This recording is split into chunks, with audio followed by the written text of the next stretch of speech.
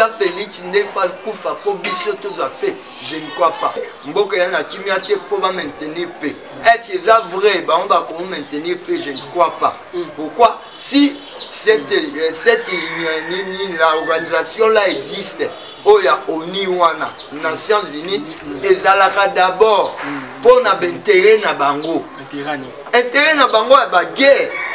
Bazan intérêt à la guerre pour ceux qui bango ba guerre exacte, moi ba exister le cola, hein? Organisation na médecin de la paix ezalate. Tu as les lotis babanda oya bandaka. Est-ce que l'organisation Jésus-Christ est au centre au milieu pour qui mesa? Non.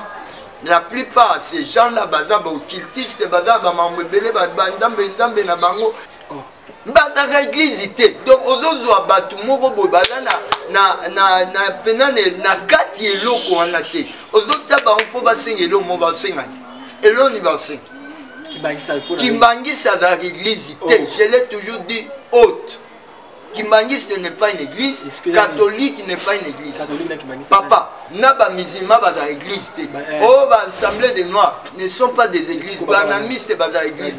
Ce sont les assemblées des hommes ou les sociétés fabriquées par des hommes. Moi j'ai la révélation à Moko. Au moins à Ernest Tossa la mission natale de la Popole. Pour la révélation on a Moko. Donc président Abisso normalement il faut bien. Au Congo. Naebisa na expliquer pour tant oiseaux bokondi na ye sire certains za bongo po za prophétique avant d'awana ayebi bien que azape na mukumba ya chemin ya paix oyo toyoluka kimia ye na nzela na ye pe kimia koya mais avant ça ba démarche oyo c'est écoute monanga peut-être nanga pe na la délégation na ye soki na monanga nanga za délégation na panza na ba WhatsApp na ba Facebook bo panza po makambu wana nyonso ekomo bima tana ngo ekomo bima epoko remarquer loko moko ba mitu ya batu minene wana ekweya ba mitu ya batu boyebi na ba kombo na ba renom ekokweya ndamba eko se révéler na ya bina za PV alongo. Cela veut dire na molimo na sopa na batunyo. Mais oui, molimo mon santo ayamba molimo mon santo. Oh ayaki ayambaki molimo mon santo. Oh ayebisaki. Kenaza molimo ya na sopa na kana milimo nyos. Cela veut dire pona ponati. Nesko ba kimbali na benga kimbango molimo mon santo ndenge nzama bimela ese na zam pepe na molimo mon santo. Il y a le ba écouter que ya molimo mon santo. Est-ce que kimbango azali molimo mon santo placé? Avec un prophète net un prophète de la génération na a prédit peu ba makambo ndamba lo baina na différence eza na ngota mon asenga défi na après oh nyonso ki mbangiste nani aya na noir sur blanc na Bible ils ne sont pas des églises.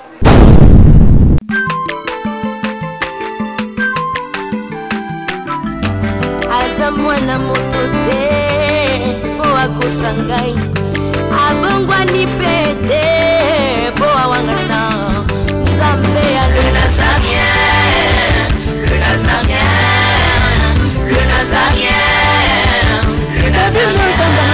Bana kitoko koma mukondima atako babakola ki mafuta na musakolima lelo ya yobolingo bateli le Nazarien lipamboli oyo mona na katempeni mama kandelobi koleke mapapu masope mafuta tokokesitana olongo na Nzambe oyo babenga na makomi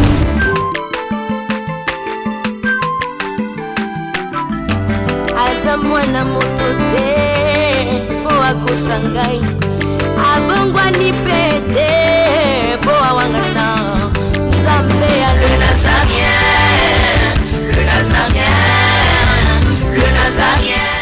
Fada, thank you Fada, chers amis fidèles internet, nous sommes toujours aux Oralibakou, il y a quoi la vision, la 4 chaîne, il y a les Nazariens TV, la 4 émission, la table 7, qui est présenté par votre humble serviteur Dadi Moukoya. Je dis un grand merci, une équipe Mobimba. Il y a les Nazariens, je dis un grand merci à la servante dédiée, à mon PDG, Mama Tiffany, mon copain, professeur Pessinga. Je dis un grand merci à Jurès, mon copain, ma caméra, pour toute l'équipe de les Nazariens TV, la PCI, vraiment, merci et béni. Le lot table 7, nous allons encore, il y a invité la mission, combo, il y a Pasteur Michael, il y a Pasteur Michael, veuillez m'excuser, Pasteur Michael, c'est avec lui nous allons nous entretenir tout au long de cette émission. Vous voyez bien à l'écart toujours un message, toujours un message au Talimon, au Talimokini, au Talipé Batou. Le nom, je vais essayer de parler avec le pasteur Michael Bafi Bafoumou. Avant d'avoir la présentation de l'homme de Dieu, le pasteur Michael, nous avons la régie à Tchaïzo comme un cantique aux autres qui va en Zambé. Eux, ça la bonne en Zambé, le coup, le sac au Mokondi. Il y a la servante de Dieu, Maman Tiffany Mokwa. Et puis on se retrouve après cette chanson.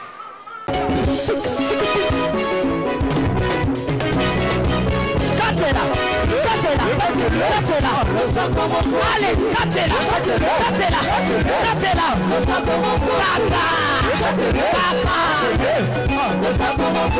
Yambalo ya daba pasteur bakokata, allez, Katela, Katela, Katela, Katela, Katela,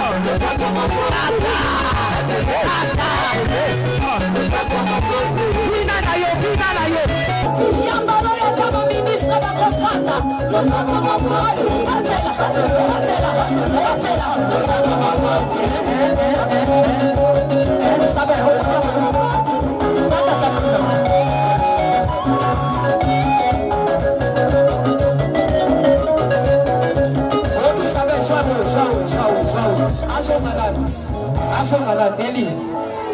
okay, toca a roda.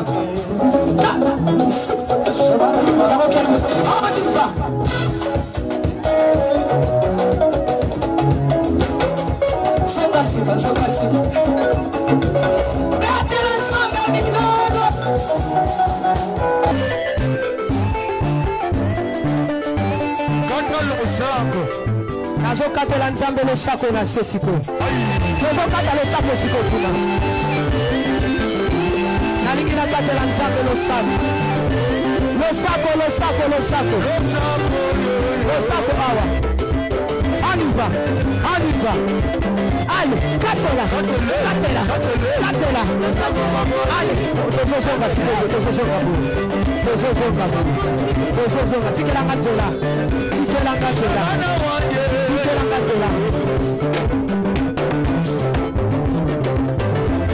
Nazozonga, s'il vous plaît, tikatela. Yoka. Olingi lipal, olingi kopot, olingi mosala, kona nini?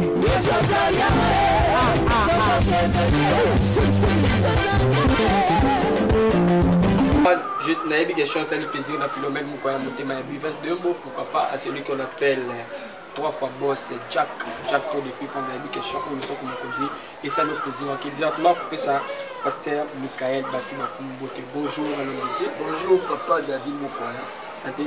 Ça va très bien. Na grâce à Nzambe, Tozobunda. Na grâce à Nzambe, Tozobunda. Na Katilunga. Na Katia Elonga. Ok, l'homme de Dieu, Balobi, toute chose commence par la prière. On ne peut pas commencer cette émission, surtout pour Nzambe. Par rapport à grand parolier, Jésus-Christ de Nazareth, toi qui as déjà bien parlé, tu as vaincu le monde par ta parole. Toi, Yesu, que c'est recommandé entre tes saintes bonnes mains, peine autorité na yo, nasia bokondino na émission na biso ya mokona lelo. Yo maître à ton père circonstance, yo prince de paix, prince de vie, chemin de la justice.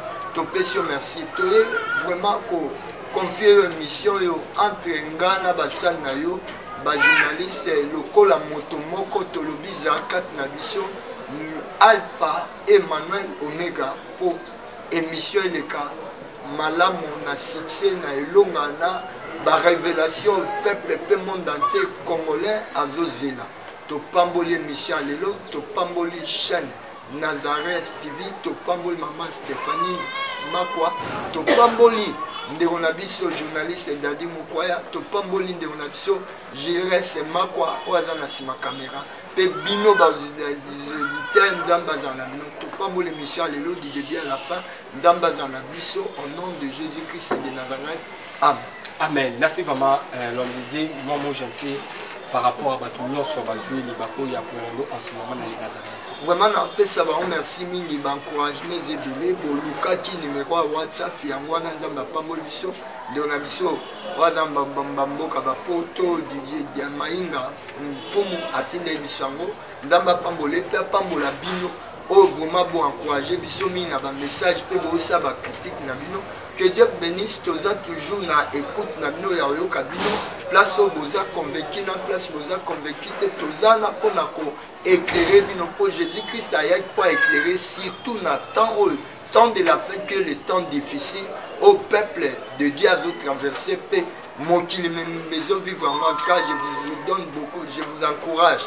Bolembate, Bozaneli, Kanzambe Nabiso, Azanabiso, Petaya. Élévation, c'est la délivrance, il y a restauration, yango. Vraiment que Dieu vous bénisse.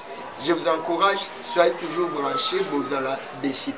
Ok, soyez toujours branchés, vous allez décider. L'homme de Dieu, il y a un message qui nous a la question pour le peuple de Dieu, parce que nous avons une révélation. La révélation nous a la question Ah, merci, Papa Dadi. Message, nous avons sur la paix. Le monde entier a besoin de la paix, y compris la RD Congo Topé, Congo, Royaume Congo, le Batika, la Maboko, Nzambe, ils ont besoin de la paix. Des messages autoyés, Nango, pour tout le monde, président de la République, à Zotambola, pour la paix. Alors, même que s'il s'agit de Koufa, pour la paix à Congo, à Koufa. Non. Il y a un message à paix pour te éclairer. Est-ce que le président Félix Ndefa Koufa pour bisser tous la paix? Je ne crois pas. Il y a un éclairé, c'est la paix du monde et la paix au Congo. C'est la paix du monde et la paix au Congo. Révélation de la question. Si à la Tchanga Banda Kaleza et les lotés, ils appellent enseignement à Congo aussi la paix. Pour le monde a besoin de la paix et aussi le Congo a besoin de la paix. Il y a un vraiment peuple de Dieu a vraiment éclairé pour nous. La paix Tokoti Kozango Wapi. Qui peut nous donner la paix? Qui peut nous amener la paix? Mais la Bible est là de si clair. La Bible est là pour nous éclairer. La paix, on peut que l'obtenir. C'est celui qui est le prince de la paix, qui est Jésus-Christ de Nazareth. J'aimerais éclairer l'opinion du monde et les enfants de Dieu que paix otozo lukana mokili. Pourquoi? Le monde a besoin de la paix.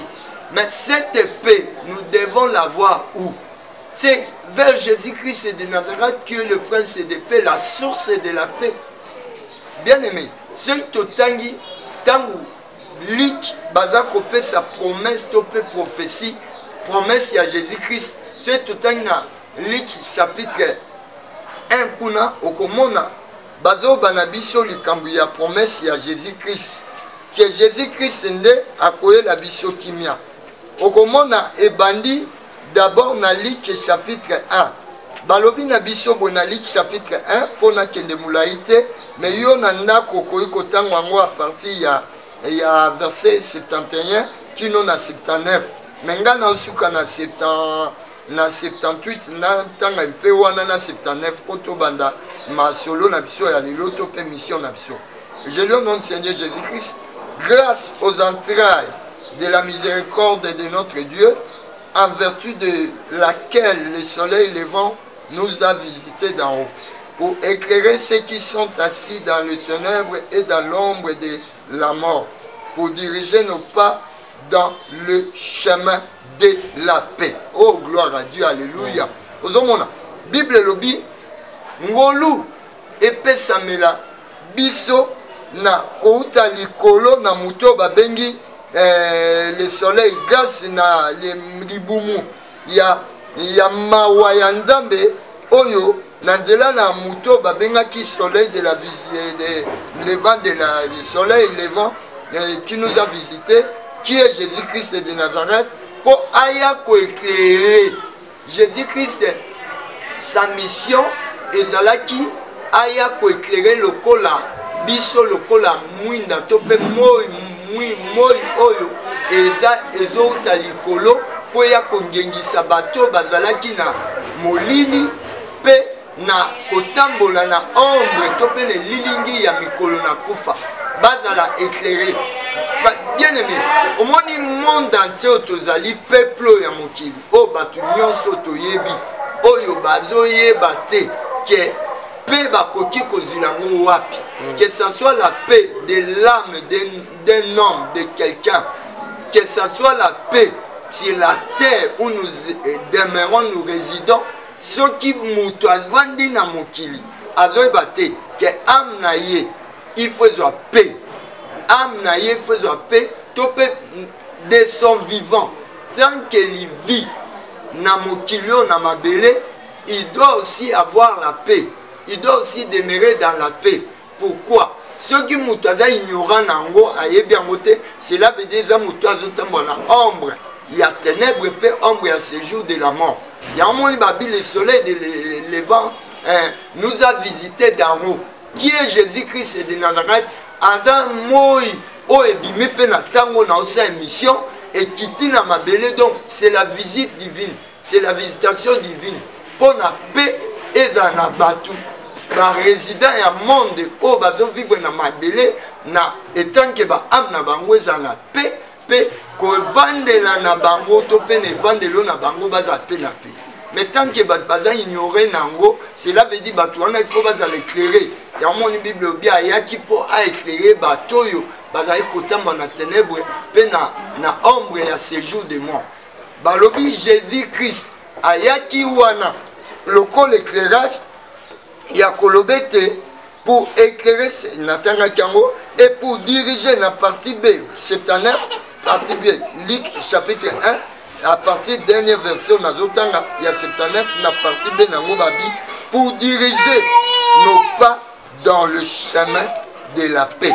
Pour être atambusa, ma colonabiso, nandela, atambusa, ma colonabiso, na kati yandela ya kimia. Eza teke na libanda ya kimia te atambusa makona biso na kati au dedans dans le chemin de la paix. Siko chemin wa paix eza makambo to vivre lelo. Pourquoi? Beaucoup de peuples sont ignorants, même l'autorité nationale. Je dirais aussi même président est ignorant. Pourquoi? Azo tambolande na monde, azo ke luka kimia na monde na Nations Unies, oh baza ba troupe na bango ba hygiène tout monde aka soit disant les médecins de la paix, ils sont là pour maintenir la paix. Ceux qui ne le font pas, oh basa kangote. Ils viennent ici au soit disant baye mboka yana kimia te pour maintenir paix. Est-ce que c'est vrai? Bah on va maintenir paix, je ne crois pas. Pourquoi? Si cette l'organisation là existe, oh ya Oniwana, Nations Unies, et zalaka d'abord pour na intérêt na bango. Intérêt na bango à ba guerre. Bazan intérêt à ba guerre pour ceux qui bango ba guerre exacte, moi ba exister le cola, hein? Organisation là, médecin de la paix et zalaté. Donc on va vivre dans la guerre. Et je trouve ça mal. Oh lelo, président Oloba na Nations Unies, na tribune wana. Ata koloba, lobi na bandolanda débat na radio, batu belé ba contre. Ne Guterres alobi boye, ndenge ni to négocier na ba Rwandais, na ba rebelle ezalaka te même nga. Naza na opinion ya bandeko wana. Et koki kosala mate to négocier na ba Rwandais na ba Ougandais, o baza ba agresseur na biso. Na mboka na biso, na territoire ba mabele na biso, eza souveraineté na biso, to négocier na bango, on est agressé. Non. Togo négocier. Cela veut dire, au lieu de na ba démarche na ba Nations Unies wana, na ba organisation soit disant baloba ki bango nde ba ya ba métier de la paix, o eza vrai te za lokuta, po bango moko baza ba organisateur ya ba guerre. Ce sont eux qui organisent les guerres. Bapesio minduki babikende ko attaquer. Ah oni, bango siko bakoya. Par rapport à propos non est-ce que vous avez bolbi que oni a raconté péter. Mais oui, eza bongo intérêt na bango yebsanga. Ceux qui guerre ezate, ba ya osala. Ozomona te que ceux qui po ba ya na mboka na no il faudrait avoir que vous avez des guerres. C'est quoi guerre ezobunda mana ne ba omba yak. Ça des gens qui ba yo tia ba ko maintenir paix. Et puis la plupart ya bamboka mingo ba omba yaka pe kimia za na mote. Ba tia na bango kimia te. bazwi bambongo na bango bazwi oyo bakozwa bazongi na bango nomone neti ya Esther babandi oyo alelo te babanda oyo ya bandaka. Est-ce que na organisation wana Jésus-Christ est au centre, au milieu pour kimeza? Non. La plupart ces gens-là baza ba occultistes baza ba mambo ebele ba nzambe na bango ebele. Siko nzamba zate na organisation na qui va nous donner la paix. Ozomona te ke tozana mso na kimiati. Babando ya kaka ba pied rebello M23 ba pied minduki baza simane ba pied minduki à l'attaquer. Tango otoro ya maintien de la paix mais en vérité tokozwa na biso kimiate pour Jésus-Christ n'est pas au centre. Ya moninga na monaki yango déjà ndamba sia lobane bandaka. Problème ezani. Lokwa to lobela mambo ya paix. Ezaka Jésus-Christ ndem to akoyela biso kimia. Nous devons nous confier à Jésus-Christ. Na sens nini? Mboka na biso si to mboka na biso monde des Ozelang. Monde des Ozelang po nini? Toza na promesse ya Nzambe na mboko, c'est par nous que nous devons rétablir l'Israël et le monde entier. Zomona Nzamba laka kibongo biso nde Nzamba visita biso avant da. Donc rétablissement monde ça commencera par nous le Congo. O eza royaume ya Nzambe ba pesa roi du Congo. Mon tozalaka siko na dépendance na biso moko te. Depuis le président a recommandé ce pays entre l'autorité de la bonne main de Dieu, nous dépendons de ces dieux-là. Mais l'homme de Dieu a dans son nom la bouquet bignon sur le bic alors depuis le président a recommandé comme nous avons beaucoup de gens mais nous dépendons de Dieu là. Et tant que tout le monde a président ça là bas geste est belé. Président tout le monde a akabamboka na maboko ya Nzambe na stade de Mada batiki mboka na maboko ya Nzambe. Asangisa pour les pasteurs bakimbangiste ça nini pour na basambela pour na mboka on a raki nos solutions ezati. Yo no mona keti na ba esika zo kende ona pour na koluka pe ya kati ya mboka na moni que non vous êtes vous distraire si mec na hier. Au moins na seki pourquoi po ezabi toto. Ba otangiawa olobi bien asangisa sala mingi asangisa bakimbangis. Est-ce que kimbangis ces églises catholiques ces églises bazaka église ite donc ozozwa batu moko boye baza na penane na kati eloko wana te ozotia bango mpo basenga eloko mo basengani eloko ni basenga kimbangisa azalaka église ite. Je l'ai toujours dit haute. Kimbangis n'est pas une église, catholique n'est pas une église. Papa, naba musulman bazar église. Oh, l'assemblée des noirs ne sont pas des églises. Banamistes bazar église. Ce sont les assemblées des hommes ou les sociétés fabriquées par des hommes. Et où est l'église? Ils ont affaire ya bateau. Au moins l'église, ils ont affaire ya Nzambe ya Jésus-Christ. Mon Jésus-Christ a dit le babiabi. Il fait jour, je vais faire les affaires. Quand il fait jour, je vais faire les affaires de mon père. Zomon, ba faire wana, o ba bengi église, eza ba faire. Il y a Jésus-Christ, il y a Ndambe o ba bengi Jésus-Christ, o ba bengi na botata azanzam. Eza ba faire mai. Et ceux qui s'y bino, bo sa société, bo koti na corps te ya Christ. Je l'ai toujours dit na lo baba na Ndambe ba ebia wana terre, dans la tête. Nanzoto na makolo bozate c'est que vous n'êtes pas une église. Papa asangisa ba chrétien lobi bien ba chrétien. Est-ce que mutala na révélation za ba chrétien to mutumo? Papa tanga bien dadi tanga bien depuis l'histoire de la Bible a commencé na batata na biso ba Abraham kuna tina ndenge lelo to komi. Papa histoire ya Bible za révélation mutumo. Eza batute. Moi j'ai la révélation à Moko, au moins à Ernest Tosa la mission de la propos. Pour la révélation on a Moko, donc président la biso normalement il faut benga. Il faut benga. Il faut benga yokanga. Ayoka ba idée ba propos ba révélation dans ba pianga pour na Mboka na biso Congo quand même ils ont vie. Et na monsieur le mot pourquoi ngana koma baba ba serviteur ndozolo ba koma baya ayamba bango na mona o anga ba refizango na sape anga lettre quand même ekota kuna ba yamba ayamba penga nda benga batu misu mais pourquoi yanga ba refizango yango est-ce que nano a commis livre ya Félix ndenga a commis na Bible nana ngona mboko a commis azate mais sur Talia on a commis sur les élections. Le pouvoir de Dieu confié à l'homme par son élection souveraine. cas de Félix Antoine Tshisekedi Tshilombo, le dépôt de la Providence en RD Congo. Pour nous avons des dépôts à Providence en RD Congo. J'assure les gens que mon l'an 2023 avait si là beaucoup de démonstration et l'on n'indamba sala nandela ya papa le président Félix Antoine Tshisekedi. Pourquoi? C'est son élit Apona qui a établi. Son élit, mais il y a la révélation. Tout le monde n'a rien ne marche dans ce pays. Il y a des gens qui souffrent. Il y a des misala pour tout le monde. Tout ça, nous avons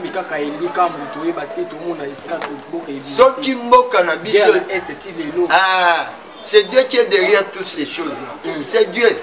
Et l'homme qui est c'est Dieu qui est derrière toutes ces choses-là. Pourquoi nous sommes un pays élu de Dieu, un pays dont l'Éternel est le Dieu. Et tout ça, promesse Nzambe. C'est une dame qui est dans le monde, dans le monde, les lois dans la RDC. Donald Trump a dit que habite en couronne et bandi, boluka ba chrétien congolais ba bonne de la solution. Ah, le baka bongonde ba ya ko yebisa. Pourquoi ba reconnaître que na mboka na biso RDC des promesses ya ko changer ma mine na mokili et ko ya. Mais ce que ekoya appartient à nani? Yelo asimbi Bible. O eza touche. Yemoko asimba dans une église nande batindela message. Donc ngape na simbi ça et touche. On a bête penalty na chabi. Cela veut dire penalty na na obeta nde na simbi ça président touche la Bible ezani. Na loba ba révélation o ndamba loba na mboka po na mboka po ya dans l'éclairer. Na bia tant totani like Yesu le soleil levant de la justice a qui peut éclairer bateau le bateau tambo na ténèbres pe na ombre à séjour des morts. Parmi bateau na tokolo ba président za la carte ténèbres na ténèbres na ndama bete na ndé peut-être ya monde. Cela veut dire misune eza blé eza flou eza molili ya monde.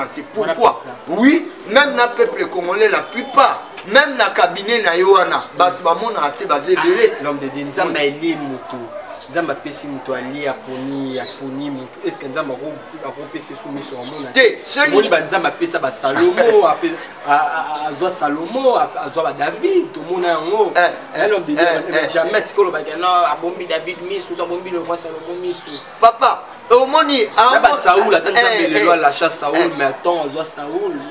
Mais il y avait toujours quelqu'un auprès d'eux. Oh, dans la net révélateur, mon sang d'ambe moi à la poya quand révélé ba umaka.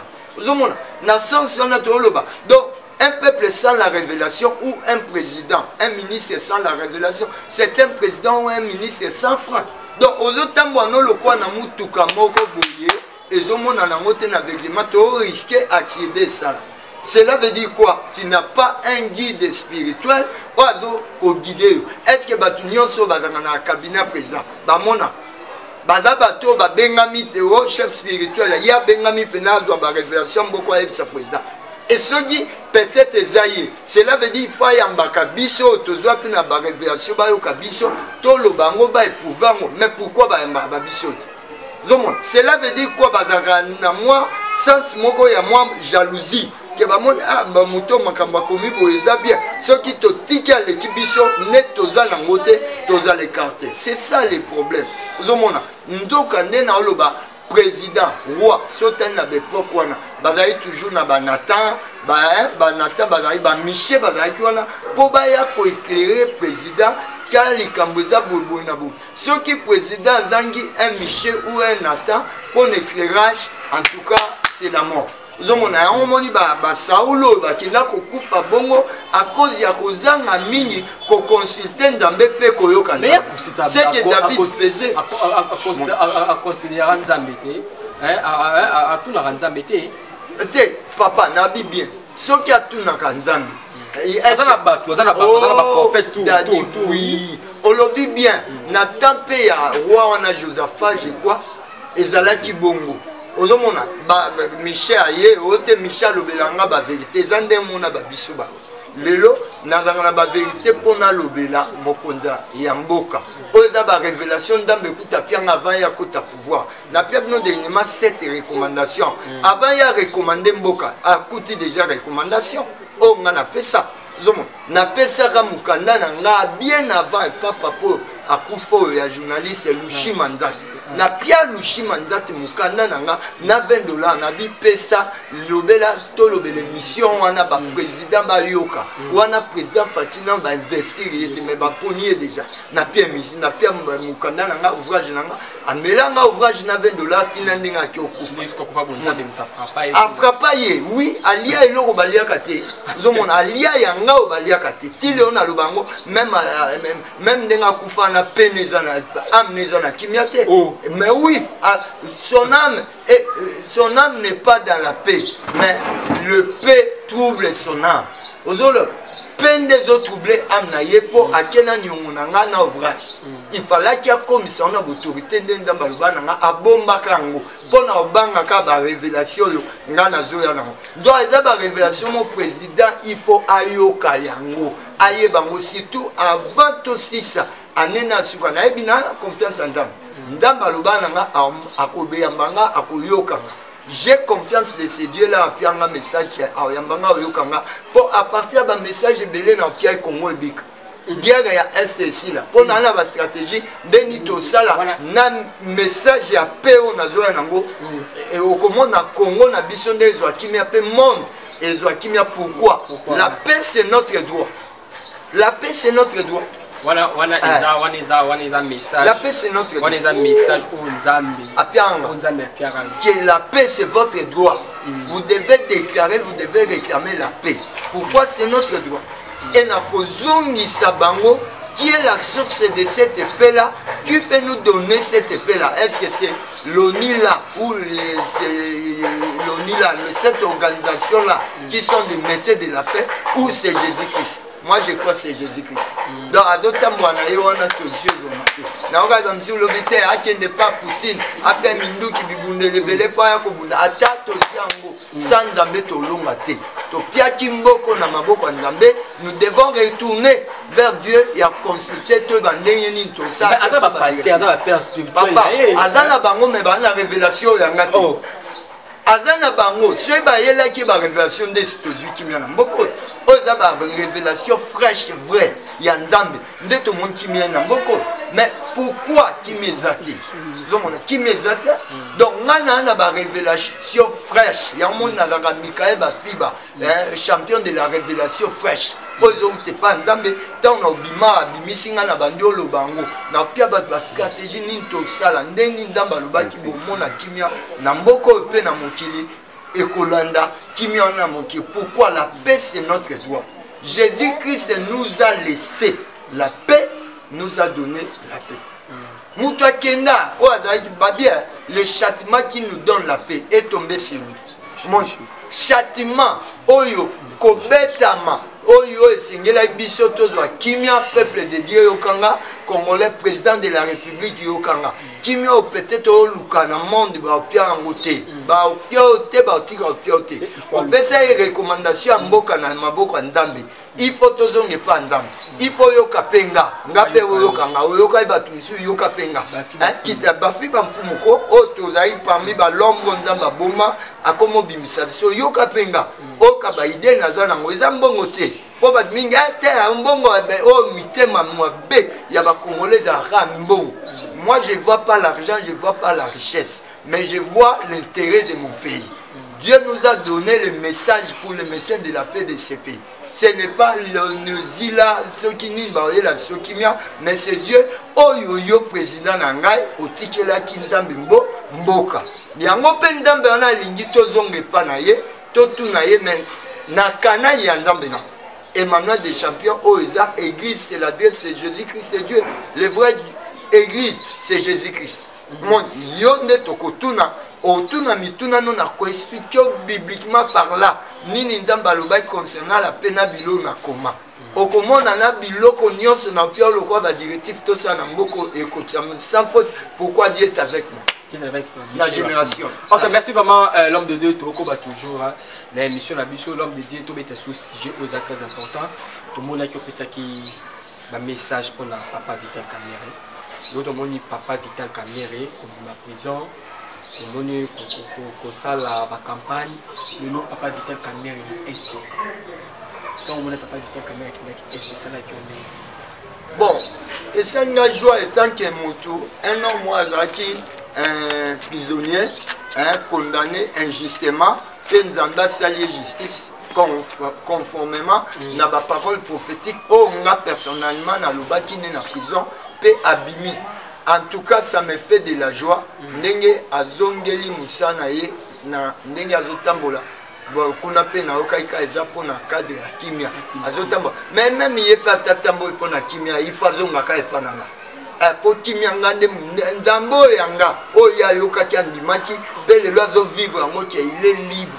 Na profession ngana piaki ye na moi ba preuve ata ouvrage nanga moko na pia pona confirmer que na lobela ki akobima pe za libanda problème nangeza aluka pe nzambo yanga aya pe opesa nzambo yanga merci na orienter lisusu na pia ba directif ko juste ndenge na olobawa oya ye yango na comment déjà il a droit l'état de droit il a droit d'être à la primature.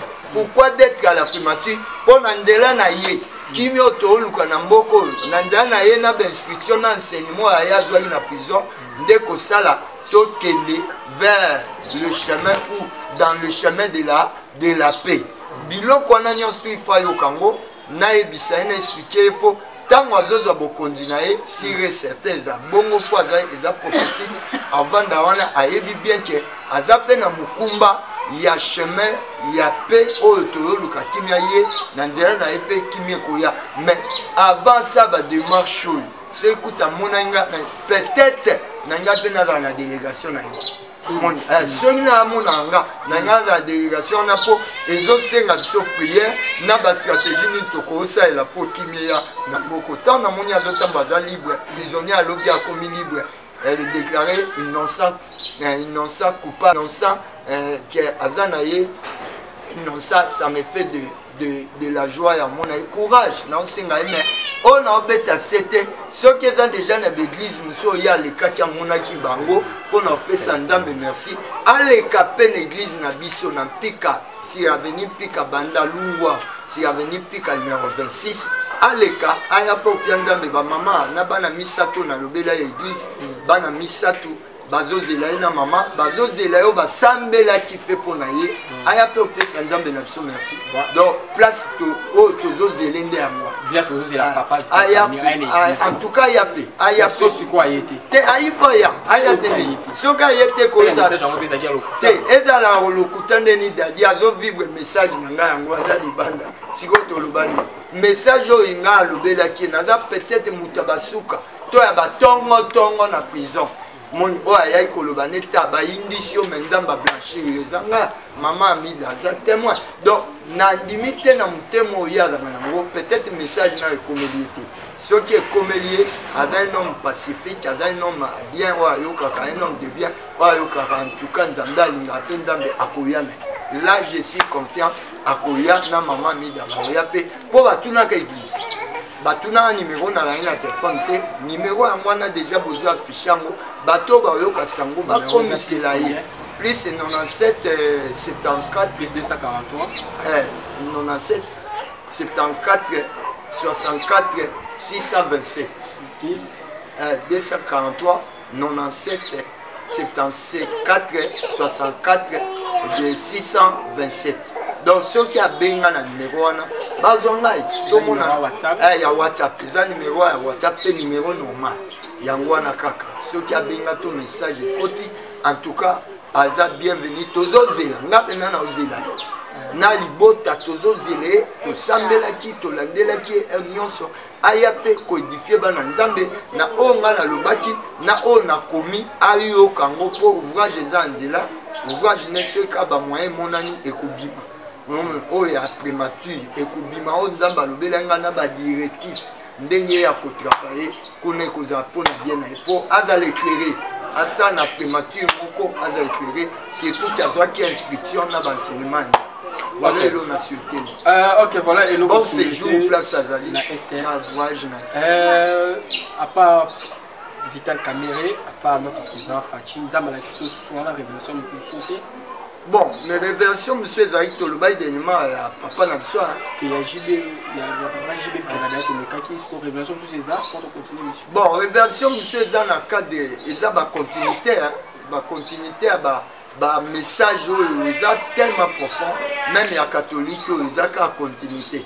Zomona, ni nazolo bela bana nzambe, pe nazo rappeler bana nzambe toujours que ba o nyonso bazana ba motakala tope ba secret mingi ya mabe o ya catholique po Pierre o ba lobela Pierre si la Bible o ba bengi Pierre la pierre qui est le o ba tikela ki église alobai bien le jugement de Dieu commencera dans la maison de l'Éternel. Moni alobai bien que jugement nzambe ekobandana ndako ya nzambe. Cela veut dire tant ba lo ba jugement nzambe bandana ndako nzambe to mona muto azanga neti guide au chef spirituel ya ba église to pe ya mboka na makambo ta spiritualité eza église catholique. Yango moni to beta sete tant de la fin tozolobela eza élévation tope kotombola kombo Jésus-Christ na moko yo na nyonso na l'église nyonso po ce balobela l'église on voit la personne de Jésus-Christ du fait que eza Jésus-Christ donc batu nyonso babengama l'église fabriquée photocopie et ne les sont pas il faut bakweya et kokwa na bango ezobandande na église wana na mama catholique ou na église te aza na loi na ye. Ce qui fait la différence d'une église de Jésus-Christ, l'église de Jésus-Christ qui est la vraie église étant la loi Jésus-Christ. Ce qui n'est pas l'église de Jésus-Christ marche dans la tradition humaine. Le quoi catholique, tradition humaine, qui mangiste tradition humaine, beaucoup de membres Jésus-Christ. Ben, l'homme de Dieu continue toujours dans la mission de la mission. L'autre monde a fait où il y a papa de Bisso Chimanga où le but a expliqué, investir même bon comme le chef de l'État.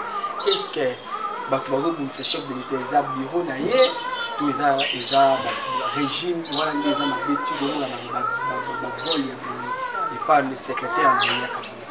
Bon, la plupart, côté en Koloba, nous avons l'information que conseiller plutôt. Nous devons apprendre un angle. Bon, oh, nous sommes Benami Vol, ils sont condamnables.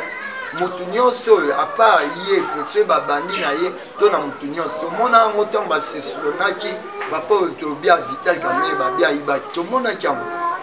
Kanaki basambi saki mutunyo so aza victime il y a détournement il y a oza mbongo topé bien il y a peuple congolais aza pembeni ya mokonza mboka il fallait aider mokonza mboka mais aye wana pona betere na eto ya muyibi azo mériter bakanga basambi saki mais pourquoi réseau ebandi tout monde ikara bureau na ye tout monde qui tout monde bureau na ye toujours continuer tout monde conseiller na ye.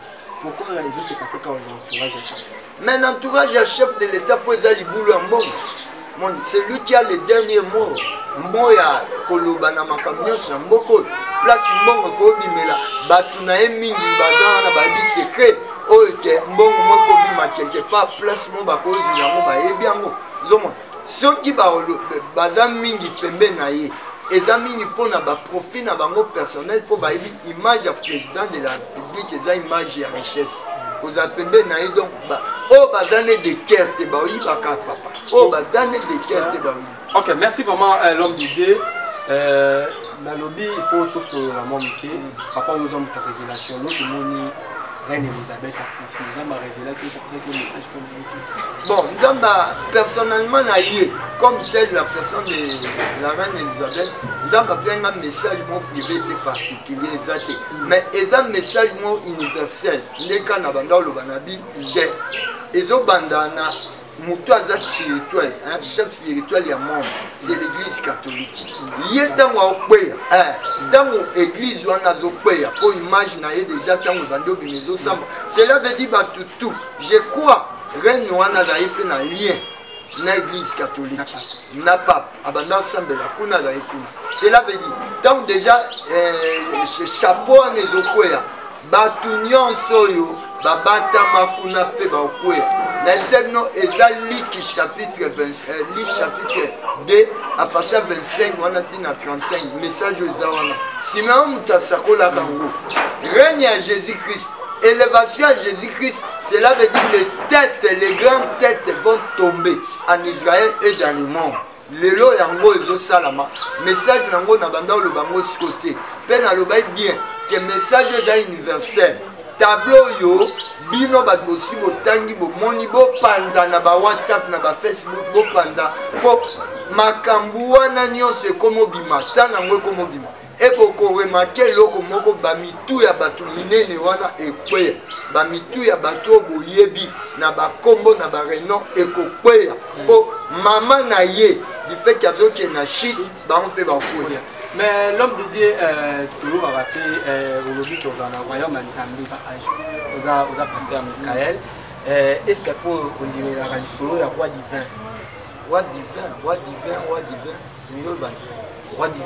divin du règne qu'on a expliqué na Kimbangiste les batu baloba que roi divin va non Yesu aya je suis que ça ne doit pas Yesu il faut non roi divin mon roi a ocha kimia na mboka ya des soeurs qui me gardent beaucoup en a propre pouvoir en tcha yim to réunir en tcha pe na mboka est-ce que on dit non dit mango te pose la biblique et ça promesse te au mal en temps na bible baba que roi divin akoya mais kimbango de sa profession kimbango a fait sa prophétie à le bar roi divin après ça je crois peut-être babé na ngoni lignée ndenge moi ba président ba koya na ndenge tokokoma na 4e président le bail bongo ndenga na yoka ndepe na tanga mwa mke ba penga image na 4e président mais na yoka na chapi na kata RDC o check kimia mais oya ko tcha kimia na mboka ezaka un lion nzamba poni et c'est lui-même nazolo ba mingi nabi omoni wana kasi roi et lion nzamba poni divin papa roi divin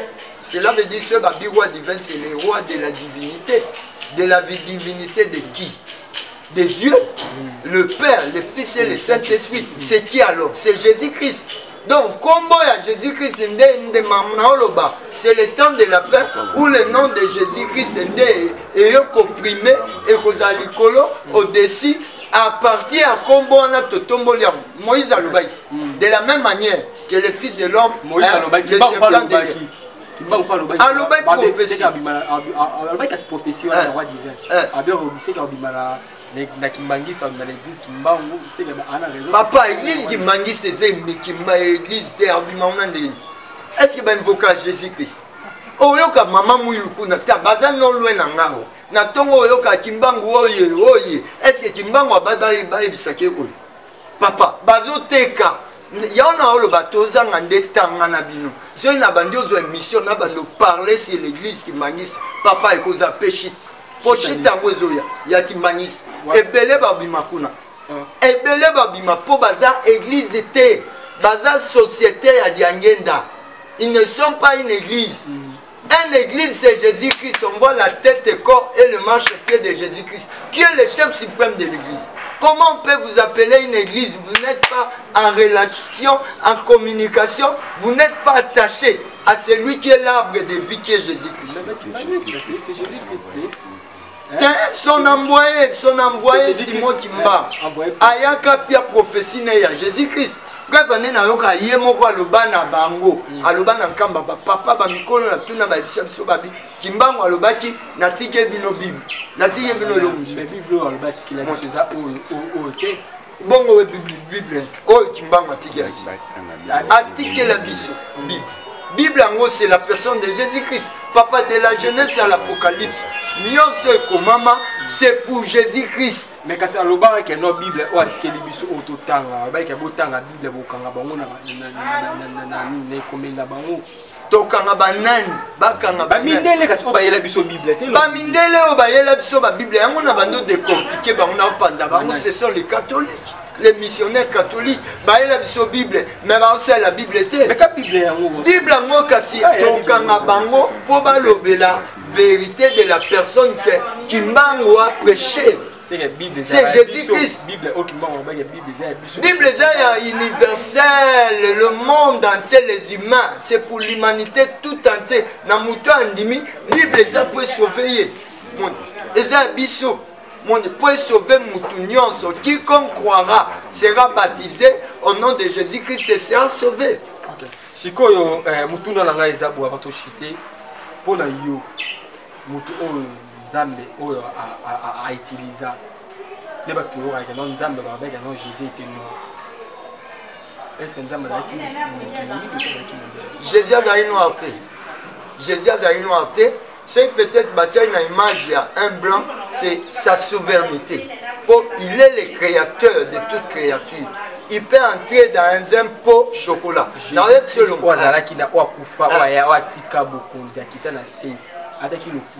Mais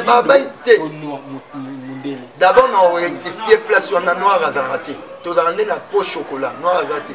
On a noir à chocolat. Mais Jésus-Christ a l'attaqué pour son l'été. À l'attaqué pour son blanche. Oh, les blanche au babéniango la sainteté. C'est ça. À l'attaqué l'été pour mon la jaune. Mundele azajon ala taipe mutu chocolaté au babé papa mundo wapi Jésus-Christ a une atibalise église ya ba noir ezali place Jésus-Christ est venu pour les noirs aïe la ba noir Jésus-Christ n'était pas venu pour les noirs Jésus-Christ était venu pour toutes les races jaune rouge vert chocolat mon ya mwana papa aïe la mutu mundo bon comme dernière question dans la souka pour te chiter première créature nous a massé avec qui motouri ah wana pena nazana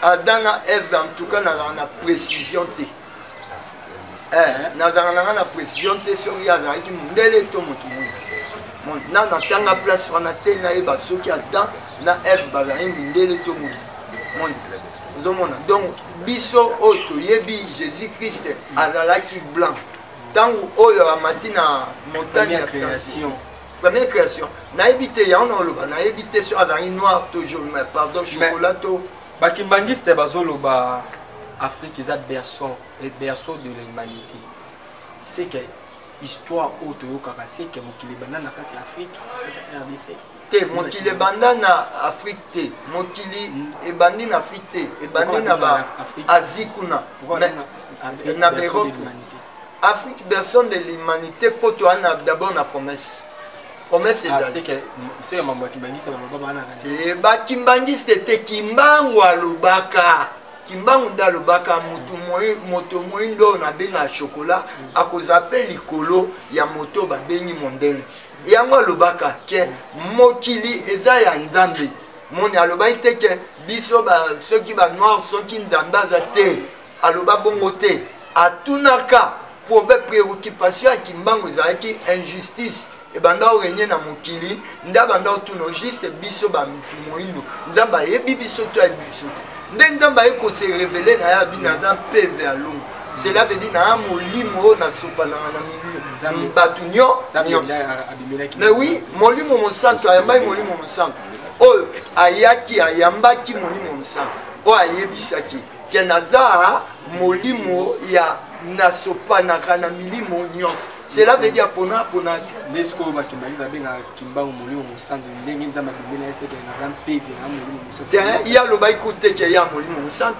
est-ce que kimbango azali molimo mon santo place azali prophète neti nga pe lelo na prophète na génération nanga na prédit pe ba makambo Nzamba loba ina différence eza na ngota ya mwana voilà que toya kolobela émission oya ba kimbangi cette oya la révélation bon ma déjà émission on va parler sur l'église Kimbango de Kimbangi on va parler de maman oui donc qui t'amène l'émission où ils à la prochaine mot de la fin cause ani numéro de téléphone par rapport à au Rolando ensemble mot de la fin to pe moi revoir ezaka ke Nzambe apambola a confirmer pourtant en Bible lobi Yesu Bible oyeba mbuma na mbuma nzete na mbuma ngona misana donc comme déjà tango ya temps de la fin na panza kimbangisi azaka nini et catholique azaka nini ba église wana nyonso o azani pena za makasi ana ba preuve na ya nangi peuple bando yoka biso to banda siko yeba nani ondamba ozana nani azoloba vérité nani azoloba lokuta pe nani Jésus Christ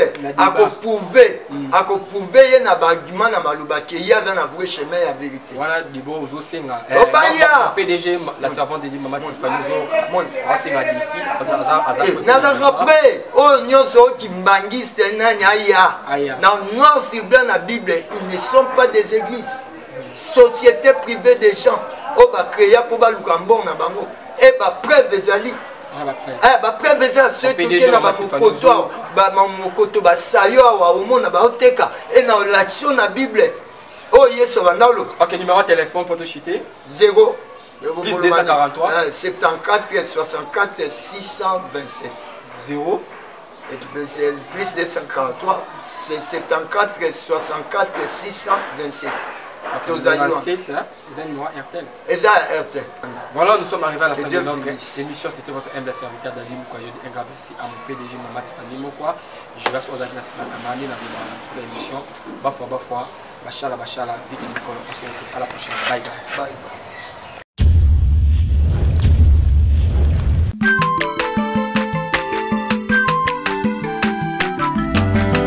Mwana moto te po akosangai abongwani pete